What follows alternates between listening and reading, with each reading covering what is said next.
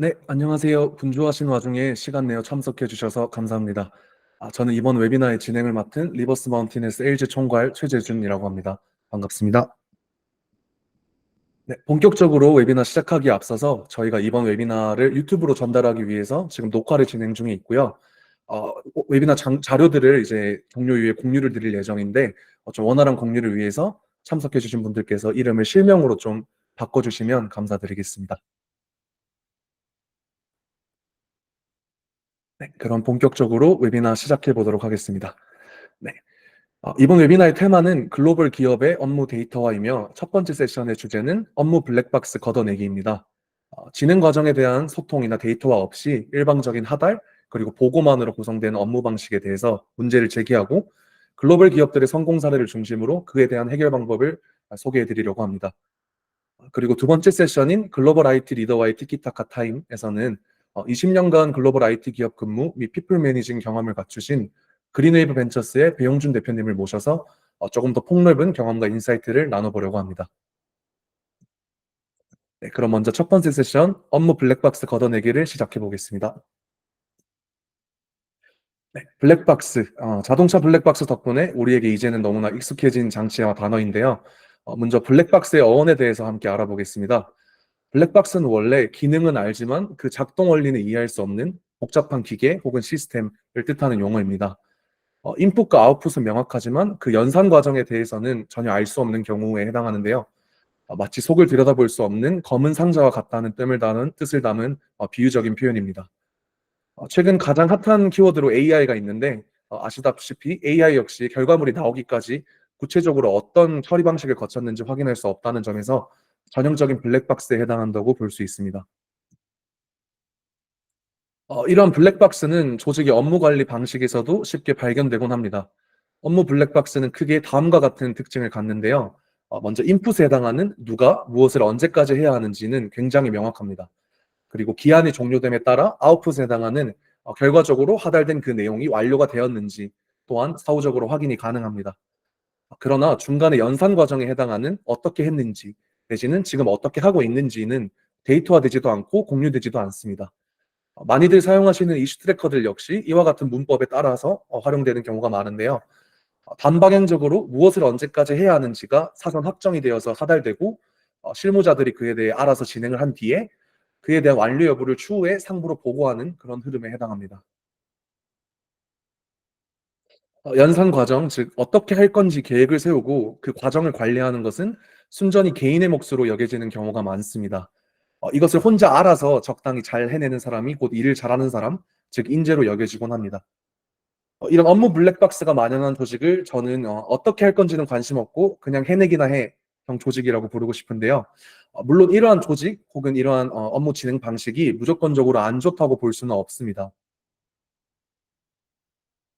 단순 반복, 표준화가 강조되는 산업 구조가 분명히 존재하고요. 거기 그런 구조에 속해 있거나 조직 문화적으로 그런 방식을 추구하는 기업이라면 사실 별다른 문제가 없습니다. 오히려 바람직하기까지 한데요. 충분히 예측 가능하고 반복되는 정보를 일일이 데이터화하고 일일이 공유하는 것이 오히려 낭비일 수 있기 때문입니다. 이런 경우에는 표준화된 방식에 따라서 각자가 인풋과 아웃풋만 관리하고 특이사항에 대해서만 예외적으로 공유하는 편이 가장 효율적일 것입니다. 그러나 당연히 이런 업무 블랙박스가 효과적이지 않은 반대의 상황들 또한 많이 존재하는데요. 대표적으로 업무 블랙박스가 만연한 상태는 변화에 효과적으로 대처하는 데에는 분명히 걸림돌이 됩니다. 그리고 문제는 우리가 지금 21세기 그 어느 때보다 변화의 속도가 빠른 시대에 살고 있다는 점입니다. 좀 더 구체적으로 들여다보겠습니다. 업무 블랙박스가 극단적으로 만연한 조직에는 보통 다음과 같은 특징이 존재하는데요. 먼저 첫 번째로 관리자에 의해 달성해야 하는 과제 그리고 그거에 대한 목표 기간이 명확하게 사전 확정됩니다. 그리고 해당 내용은 위에서 아래를 향해 반방향적으로 하달되고요. 구성원들은 각자 하달받은 내용 하에서 업무를 진행하게 되고 목표 기간이 종료될 때까지 진행 과정에 대한 공식적인 공유 혹은 소통이 일어나지는 않습니다. 그렇게 목표 기간이 종료되면 목표 달성 여부 내지는 정량적인 수치에 근거한 차등 순위에 따라서 그 실무자 담당자에 대한 평가가 이루어집니다. 그리고 이 구조가 계속 반복되는 구조입니다. 이러한 특징들은 조직의 입장과 그 구성원 개개인의 입장, 양측 모두에서 문제가 될 여지가 분명히 존재하고요. 먼저 조직의 입장에서 한번 살펴보겠습니다. 아시다시피 저마다 크고 작은 여러 가지 목표들을 가지고 있을 테지만 결국 모든 조직의 궁극적인 목표는 이익의 극대화입니다. 그리고 문제는 단순 반복 업무 구조 및 극도로 표준화된 산업 구조가 아닌 이상 대부분의 경우 업무 블랙박스가 만연한 상황 자체가 조직 이익 극대화에 역행하는 결과를 낳는다는 것입니다. 결과론적으로 목표 달성에 실패했을 뿐만 아니라 심지어는 성공했을 경우에도 마찬가지인데요. 먼저 특성 구성원이 목표 달성에 실패했을 경우 그 실패 자체가 교훈 없는 실패가 될 확률이 높습니다.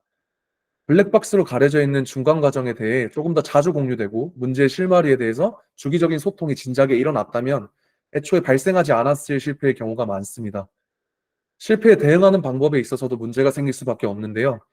사실 실패의 근본적인 원인이 담당자 개인의 무능함인 경우는 그렇게 많지 않습니다.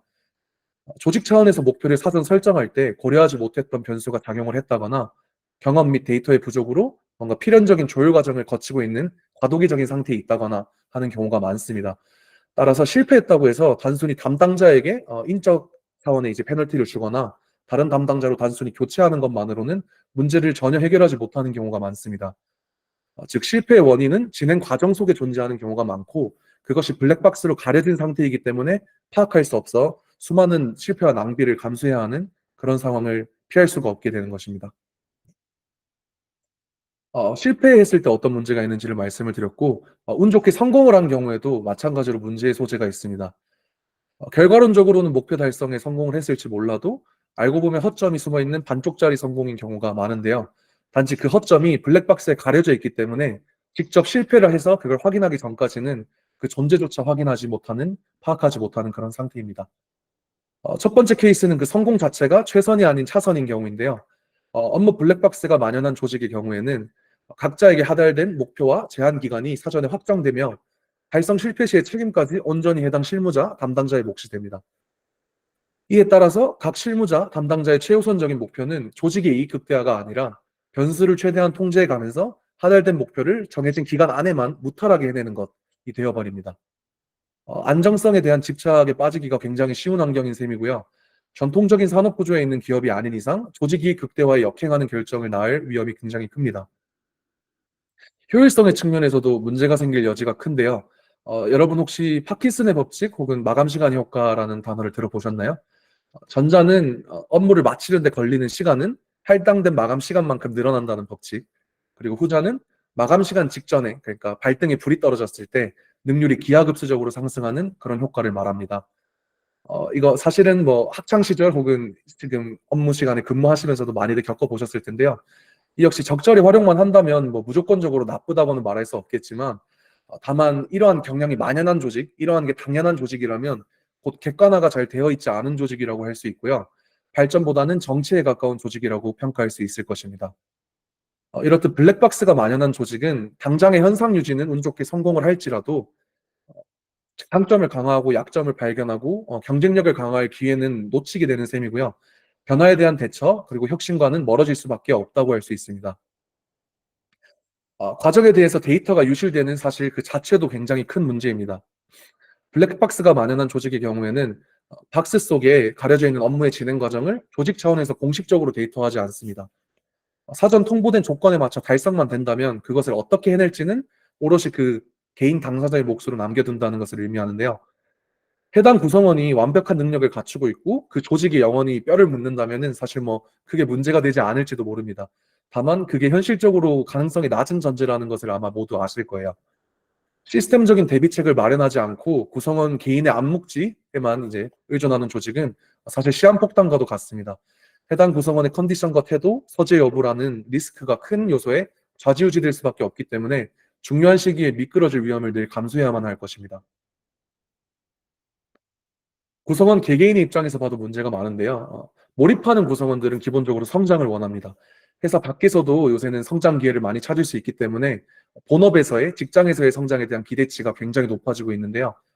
업무 블랙박스가 만연한 업무 방식 그리고 그에 대한 그에 기반한 일방적 결과론적인 평가는 조직의 성장과 구성원의 성장을 단절시키기가 쉽고 이는 구성원 만족도의 저하로 이어질 위험이 큽니다. 이 내용에 대해서도 말씀드릴 내용이 굉장히 많은데 동기부여 및 성과 관리라는 키워드와 엮어가지고 후속 웨비나에서 조금 더 자세하게 설명드리도록 하겠습니다. 네, 그래서 기존 프레임워크를 답습하고 규격화하기보다는 변화에 대한 빠른 대처, 혁신으로부터의 기회 창출을 목표로 하는 팀이라면 위와 같은 문제를 방지하기 위해서 업무 블랙박스를 꼭 걷어내야만 합니다. 그렇다면 어떻게 하면 될까요? 핵심은 간단합니다. 사후적 결과론적 평가에서 한 발자국만 더 나아가서 과정을 데이터화하고 이를 바탕으로 이야기를 나눔으로써 개선을 일상화하는 것입니다. 말 그대로 블랙박스의 장막을 걷어내고 그걸 화이트박스로 만들어서 그 속을 들여다보는 그런 노력이 필요합니다. 최근 스타트업을 중심으로 활성화되고 유행처럼 퍼져가고 있는 데일리 스크럼 혹은 주간회의 역시 과정에 대한 공유의 주기를 짧게 한다는 점에서 이와 일맥상통하는 그런 액티비티입니다. 이를 위해서는 데이터화와 공유를 위한 시스템이 필요하고 그것을 바탕으로 건설적인 논의와 개선을 활성화하기 위한 문화가 꼭 필요합니다. 시스템과 문화는 동전의 양면과 같습니다. 문화 없는 시스템은 빛 좋은 개설구에 불과하고 반대로 시스템 없이 문화만 갈고 닦아서는 쉽게 무너져 내리는 사상 누각에 불과한 경우가 굉장히 많습니다. 그렇다면 혁신을 선도하는 글로벌 기업들은 어떻게 하고 있을까요? 그들의 내부를 들여다보면 놀라울 정도로 공통점이 발견이 되는데요. 글로벌 기업들은 저마다의 방법으로 업무 과정을 손쉽게 데이터화하여 공유할 수 있는 시스템을 갖추고 있고요. 이와 일맥상통하는 본인들만의 문화 역시 갖고 나가고 있습니다. 좀 더 구체적으로 시스템의 방면에서는 구글을, 문화의 방면에서는 넷플릭스의 사례를 좀 더 자세히 들여다보겠습니다. 네, 구글은 자타공인 혁신의 아이콘입니다. 그 어떤 기업보다도 창의성을 중요시하고 있고요. 각자에게 최대한의 자율성을 부여하는 문화가 본인들이 혁신을 이어갈 수 있는 원동력이라고 늘 공식 석상에서 이야기를 하고 있습니다. 혹자는 구글이 추구하는 자율성을 네 맘대로 해라 정도의 이제 단순한 무관심 그리고 방임으로 오해하거나 하는데 이는 사실과는 전혀 다릅니다. 오히려 그들은 지나칠 정도로 철저한 데이터화 그리고 투명한 공유에 기반한 수평적 소통을 통해서 자율성을 극대화해 나가고 있습니다. 구글의 구성원 각자는 본인에게 부여된 역할에 대해 자율적인 결정권을 가지되 각자가 내린 결정을 모두 데이터화하여 공유하는 것을 지향합니다. 서로의 업무 데이터를 확인하고 참고함으로써 그들은 자율 하에서도 연결되어 목표의 정합성을 유지할 수 있게 되는 것입니다. 나아가 이를 바탕으로 자유롭게 피드백 및 의견을 교환함으로써 개선의 실마리, 개선의 기회를 놓치지 않고 있습니다. 그들은 자율성을 보장하는 동시에 상호 간의 연결과 협력을 극대화하는 그런 문화를 만들어가고 있는 셈이고요. 그리고 그들이 이런 문화를 정착시킬 수 있었던 것은 그 토대로서 마련된 고도화된 시스템이 있습니다. 네, 구글은 모든 것이 공유되는 인트라넷으로 굉장히 유명합니다. 참석자분들도 최소 한 번은 구글 캘린더를 사용해 보셨을 텐데요. 보통 시점이 정해진 이벤트, 그 중에서도 특히 고객사 및 제3자, 외부 관계자와의 미팅을 정리하는 용도로 많이들 사용을 해주고 계십니다. 사실 저희 이번 웨비나도 구글 캘린더로 공유를 드리려다가 네이버나 다른 폼을 쓰시는 분들이 많아가지고 그러지는 못했는데 네, 각설하고 네. 구글의 구성원들은 구글 캘린더를 단순한 이벤트 부킹의 용도에서 나아가서 하루 단위, 일주일 단위로 업무 계획을 세우고 계획을 실행하는 과정에서 발생하는 실제 성과를 기록하는 그런 용도로 사용하고 있습니다. 구체적인 업무 내용에 대한 결정권을 각 구성원에게 부여하고 이를 효과적으로 관리할 수 있는 시스템을 함께 제공함으로써 누가 어떤 목표를 세웠으며 지금 당장은 무슨 업무를 하고 있는지 계획이랑 실제랑 달라진 건 어떤 게 있는지 빠짐없이 데이터화가 가능합니다. 재택근무를 포함해서 근무 장소 혹은 업무 시간, 휴가 여부, 그리고 구체적인 액션 플랜을 각자 자유롭게 결정할 수 있는 동시에 구글 캘린더라는 시스템을 통해 해당 기록을 데이터화하고 보존할 수 있게 되는 것입니다. 구체적인 개발 기록 및 업무 문서 역시 클라우드를 기반으로 철저하게 데이터화돼 저장되는데요. 구글은 이와 같이 시스템을 통해 철저한 데이터화를 달성했을 뿐만 아니라 그 내용에 대한 투명한 공유 및 소통의 활성화 또한 자연스럽게 함께 달성하고 있습니다. 구글의 구성원들은 직책에 상관없이 누구나 다른 구성원의 계획 혹은 업무 데이터를 열람할 수 있는데요. 비정규직 직원도 대표가 오늘 당장 어떤 일을 하고 있는지, 무슨 목표에 열중하고 있는지 확인할 수 있고요. 한국 지사의 연구원이 언제든 마음만 먹으면 지구 반대편 브라질의 개발팀이 작성해둔 개발 문서도 뜯어볼 수가 있는 그런 구조입니다. 이를 바탕으로 부서와 직책, 시공간에 구애받지 않고 격의 없이 토론과 개선을 하는 게 그들이 목표하는 바입니다. 이외에도 구글은 업무적인 피드백, 나아가서는 상대적으로 정성적인 그런 칭찬까지도 데이터화하고 활성화하기 위해서 피어 보너스라는 시스템을 공식적으로 도입도 하고 시스템을 통해 그들이 추구하는 문화를 구체화하려고 노력을 해왔습니다. 특히 피어 보너스 시스템은 실제로 그 효과를 인정받아서 뭐 SK 하이닉스, BBQ, 롯데홈쇼핑 등 다양한 국내 기업들로부터 벤치마킹 되기도 하였습니다.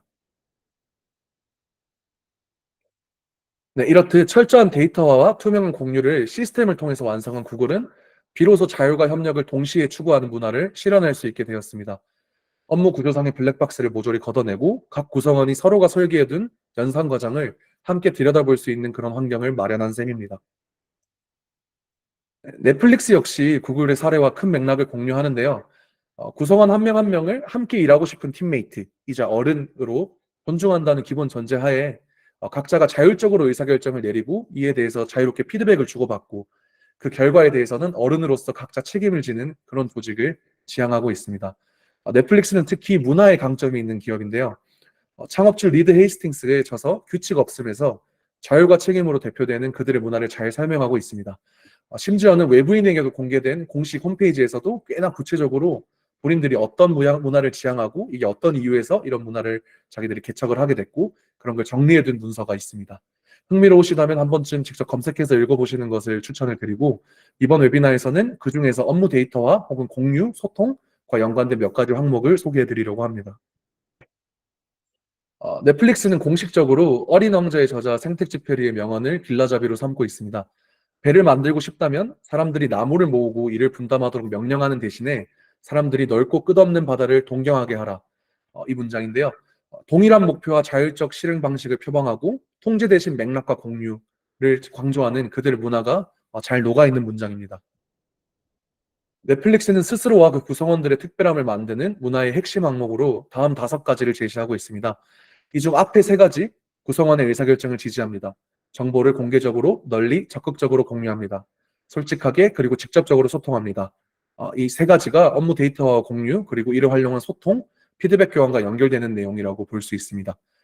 기본적으로 넷플릭스는 구체적인 업무 사항에 대한 결정 및 실행 권한은 팀 혹은 하위 담당자에게 일임합니다. 대신에 그에 앞서서 조직 차원의 목표, 각자의 역할을 관통하는 공통 전략, 맥락을 함께 논의하고 공식적인 문서로 작성하는 데 굉장히 많은 시간과 노력을 투자합니다. 해당 내용을 내부 시스템을 활용하여 구성원들에게 공유하고 이걸 바탕으로 소통하고 이해하고 나면 그 납득을 바탕으로 각 구성원들은 자격을 마음껏 발휘할 수 있게 되는 것입니다. 리더들은 세세한 목표 및 계획을 대신 세워서 하다라는 그런 명령을 하는 방식 대신에 각 구성원들의 결정과 업무 데이터 및 상세 정보를 항상 면밀히 파악을 하고 모니터링을 해서 끊임없이 피드백을 제공하는 그런 역할을 수행합니다. 블랙박스의 내용은 각자 설계하고 각자 구조를 짜되 장막은 걷어내고 그 구조를 끊임없이 개선할 수 있도록 옆에서 동료들이 함께 고민하며 피드백을 제공해주는 그런 방식입니다. 넷플릭스는 질 높은 피드백 문화를 정착시키기 위해서도 노력을 아끼지 않았는데요. 4A로 요약되는 솔직한 피드백 문화의 4대 원칙을 작성하여 조직 내에 공유하고 늘 강조하고 있는 것으로도 유명합니다. 이와 같이 넷플릭스는 문화를 구체적으로 명문화하고 그에 걸맞는 제도를 마련함으로써 자율적이면서도 자연스러운 소통, 그리고 개선이 일상화된 그런 조직을 완성할 수 있었습니다. 네, 구글과 넷플릭스의 사례까지 들여다봄으로써 첫 번째 세션의 모든 컨텐츠를 소개해드렸는데요. 세션의 핵심 내용을 간단하게 요약해 보겠습니다. 빨라지는 변화에 대처하고 효과적으로 혁신을 이루기 위해서 우리는 업무 블랙박스를 걷어낼 필요가 있습니다. 즉, 표준화라는 키워드에 지나치게 매몰되어서 사전 확정된 목표 및 기간을 단방향적으로 하다라고 이에 대해서 결과론적인 사후평가를 하는 그런 방식에서 벗어나야만 합니다. 이를 위해서는 업무의 맥락과 계획, 과정이 데이터화되고 공유되어야만 하고요. 상호의 피드백 교환 또한 활성화되어야 합니다. 혁신을 선도하는 글로벌 기업들은 각자에게 맞춤화된 시스템과 문화의 조합을 통해서 해당 과제를 달성해 나가고 있습니다. 물론 업무의 데이터화가 필요하며 이를 바탕으로 소통을 활성화해야 된다라는 문장 자체는 굉장히 간단 명료합니다. 그러나 이를 실제로 조직에 반영하는 것은 결코 쉬운 일이 아닌데요. 조직마다 혹은 조직이 속한 산업 구조마다 상이한 특징들을 충분히 고려하며 0점을 조절해가며 정답을 찾아내야만 하기 때문입니다. 네, 그래서 막간을 이용해 잠깐 소개를 드리자면 저희가 제작하고 있는 티키타카는 산업군과 개별 기업의 특성을 고려하여서 업무 블랙박스를 걷어낼 수 있도록 돕는 서비스입니다. 선진 기업들의 성공 공식을 바탕으로 제작되어서 가장 쉽고 효율적인 방식으로 업무 데이터화가 가능한 시스템을 제공을 하고 있고요. 조직의 비전하우스를 설계하는 과정을 보조하기 위한 교육 컨설팅 프로그램 또한 함께 제공하고 있습니다. 보다 자세한 설명은 지금 채팅창에 공유될 소개서 링크를 확인 부탁드리고요. 바로 두 번째 세션 글로벌 IT 리더와의 티키타카 타임을 시작하도록 하겠습니다.